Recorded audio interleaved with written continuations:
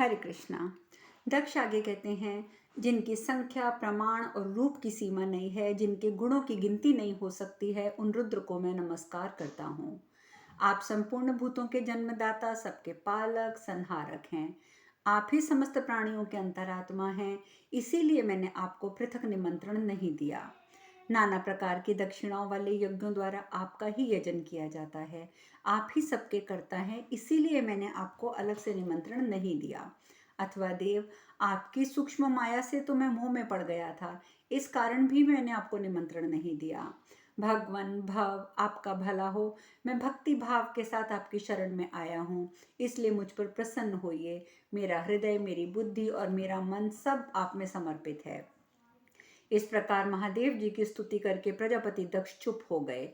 तब भगवान शिव भी बहुत प्रसन्न हुए और उन्होंने दक्ष से कहा, उत्तम व्रत का पालन करने वाले दक्ष, तुम्हारे द्वारा की हुई इस स्तुति से मैं बहुत संतुष्ट हूँ।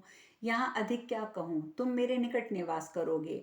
प्रजापते, मेरे प्रसाद से तुम्हें 1000 अश्वमेध तथा 100 वाजपेयी यज्ञ का फल मिलेगा।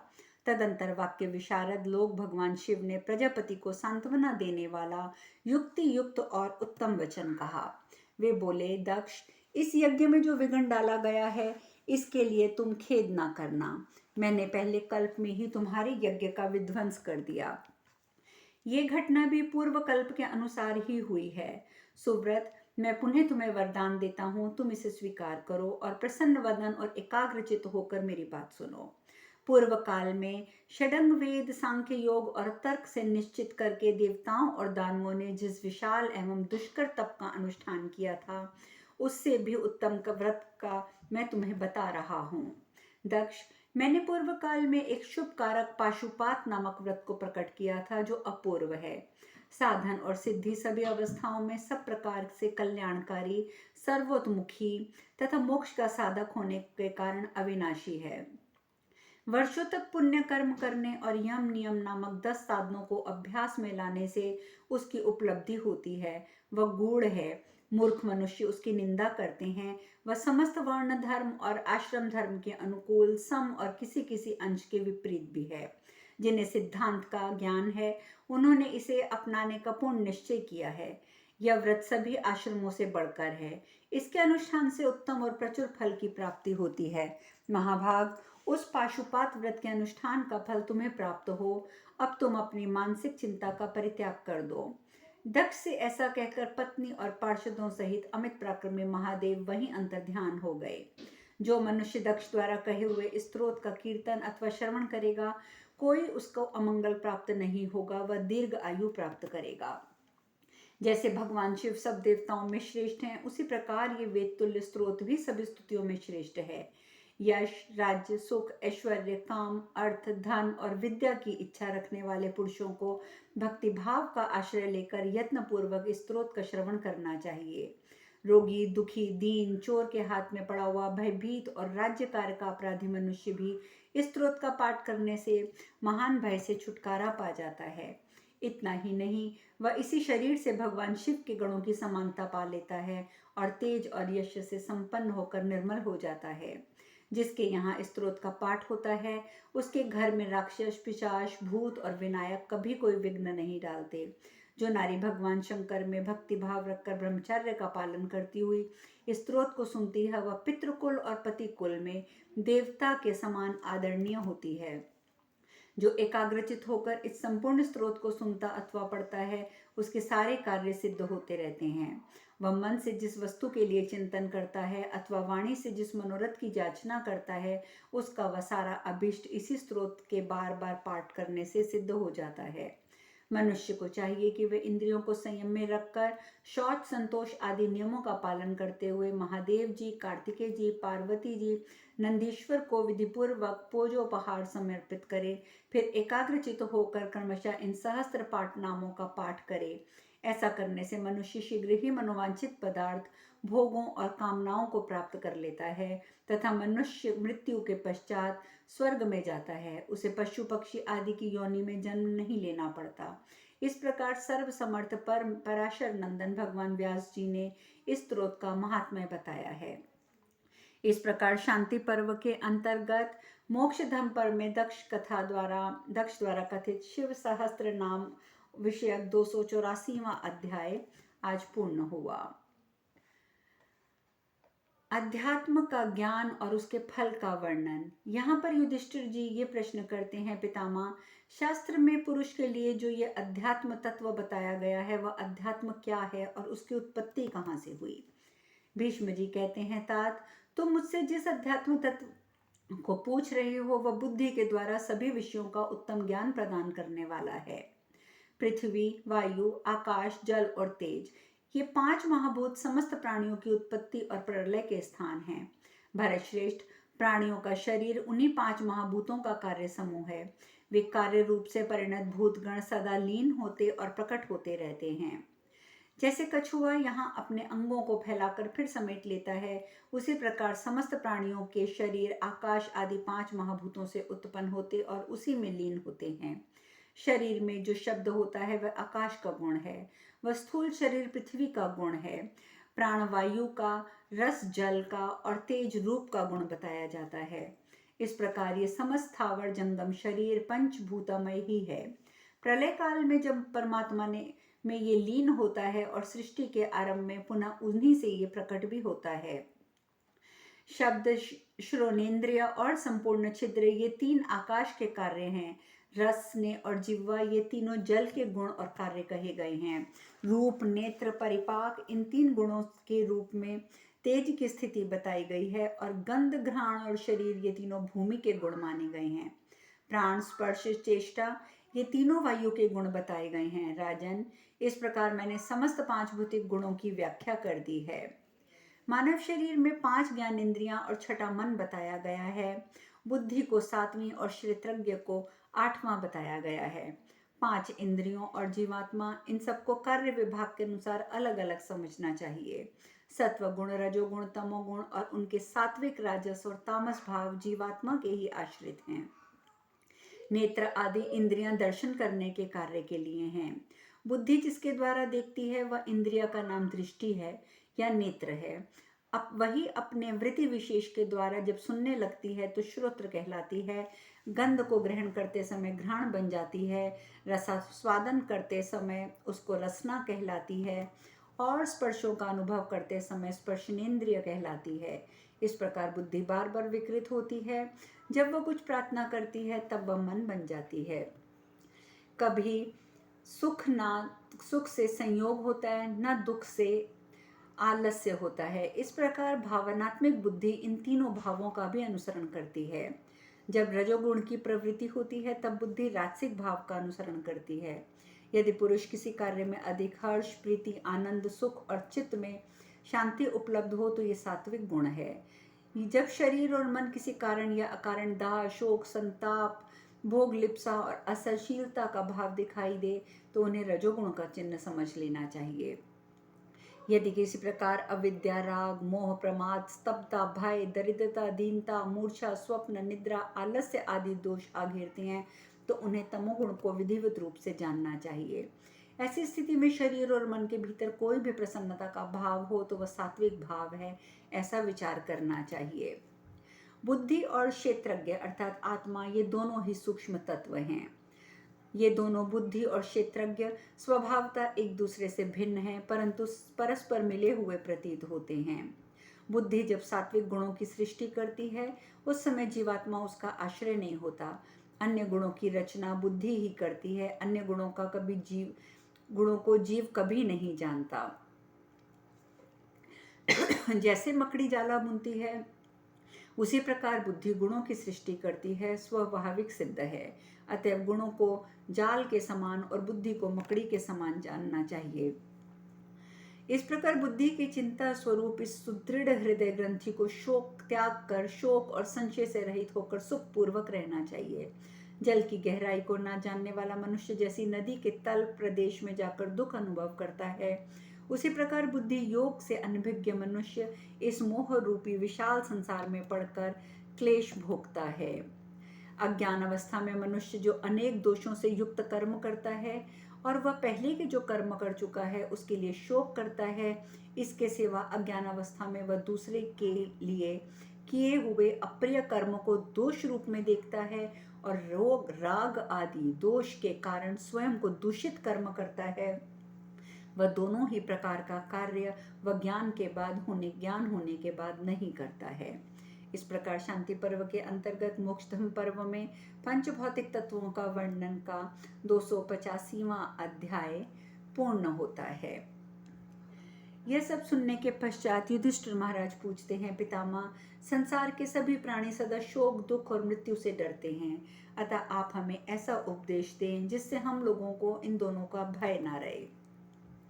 भीष्म जी कहते हैं, भरत नंदन, इस विषय में विद्वान पुरुष देवर्षि नारद समंग के संवाद रूपी प्राचीन इतिहास का उदाहरण दिया करते हैं। नारद जी ने पूछा, समंग जी, दूसरे लोग तो सिर झुकाकर प्रणाम करते हैं, परंतु आप हृदय से प्रणाम करते जान पड़ते हैं। मालूम होता है आप इस संसार सागर को अपनी इन दोनों भुजाओं से ही तैरकर पार हो जाएंगे। आपका मन नित्य प्रसन्न रहता है और आप सदा शोक शून्य से दिखाई देते हैं। मैं आपके चित्त में कभी थोड़ा सा भी उद्वेग नहीं देता। आप नित्य तृप्ति की भांति अपने आप में स्थित रहते हैं। यह सब सुनकर समंग जी ने उत्तर दिया।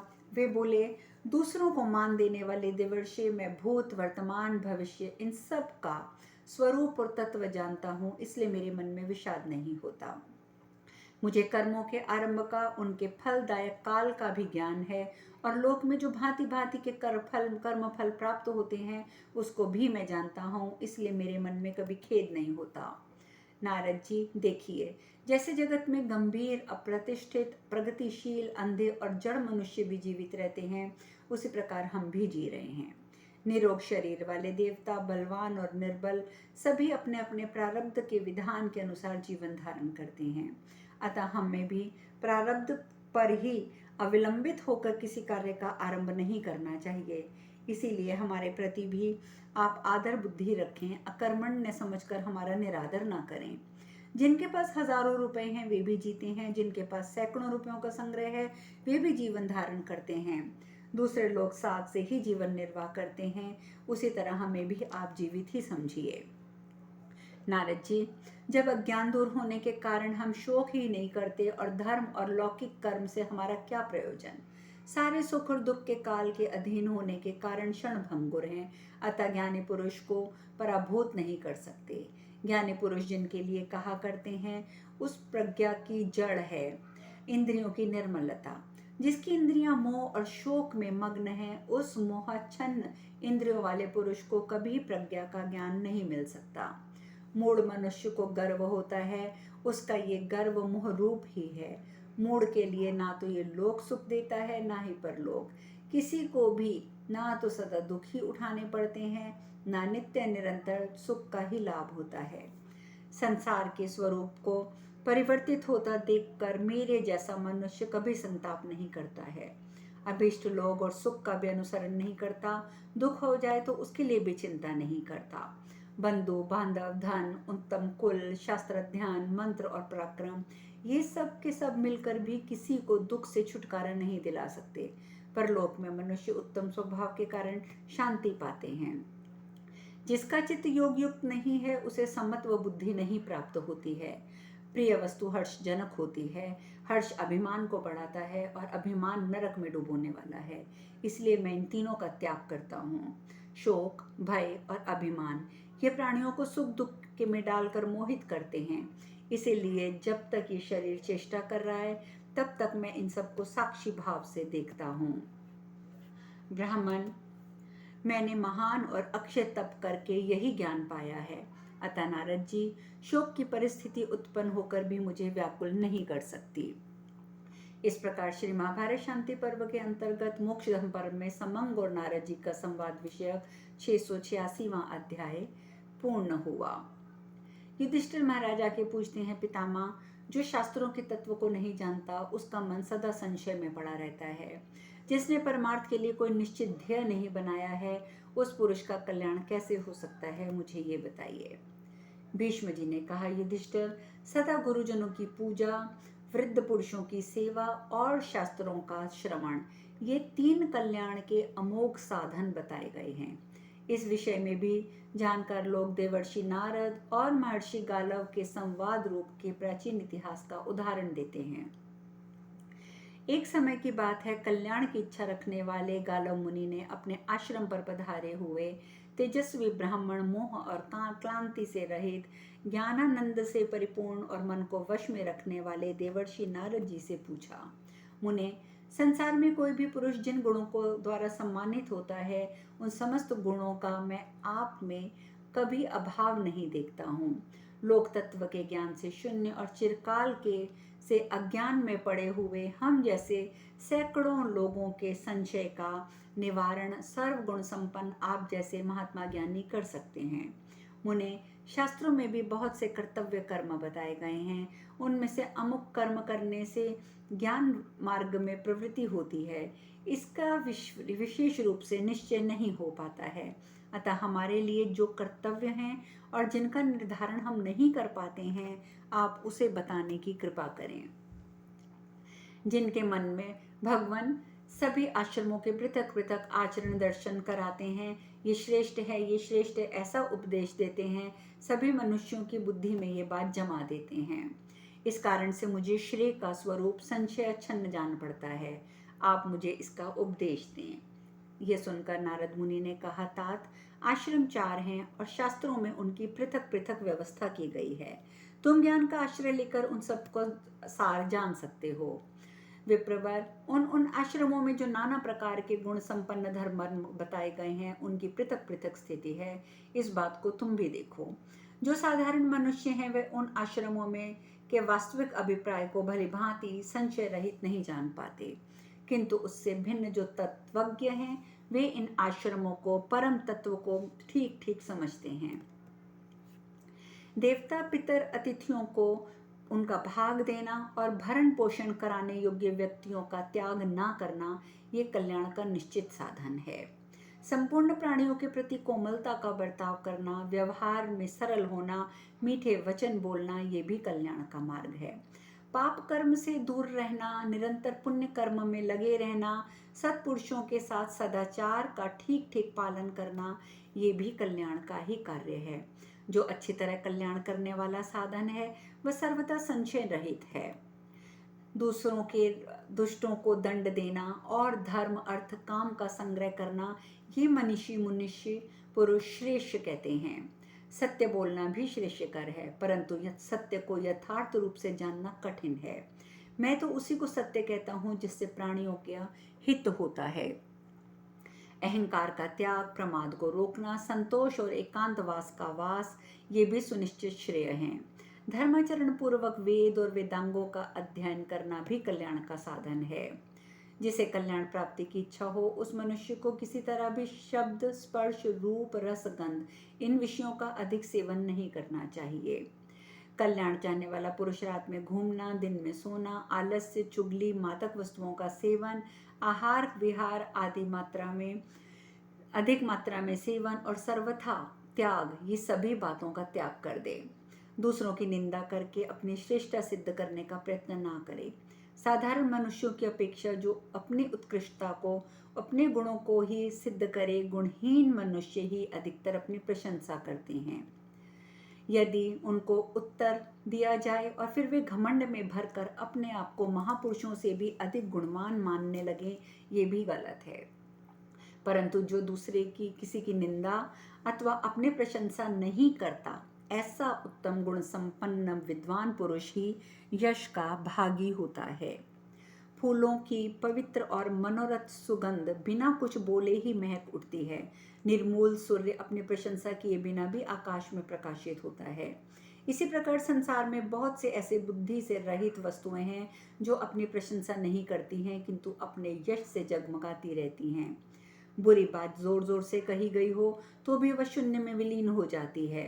लोक में उसका आदर नहीं होता है, किंतु अच्छी बात धीरे से भी कही जाए तो वह संसार में प्रकाशित होती है, उसका आदर होता है, प्रभाव बढ़ता है।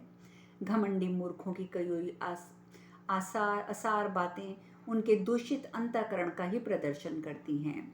इस कारण कल्याण की इच्छा रखने वाला पुरुष अनेक शास्त्रों के अध्ययन से नाना प्रकार की उत्तम बुद्धि का ही अनुसंधान करते हैं। मुझे तो सभी प्राणियों के लिए प्रज्ञा का लाभ उत्तम जान पड़ता है। बुद्धिमान पुरुष ज्ञानवान होने पर बिना कुछ पूछे किसी को कोई उपदेश न करे, अन्यायपूर्वक पूछने पर भी किसी के प्रश्न का उत्तर ना दे, जड़ की भांति चुपचाप बैठा रहे। मनुष्य को सदा धर्म में लगे रहने वाले साधु महात्माओं और सर्वधर्म परायण उदार पुरुषों के समीप रहने की ही इच्छा करनी चाहिए,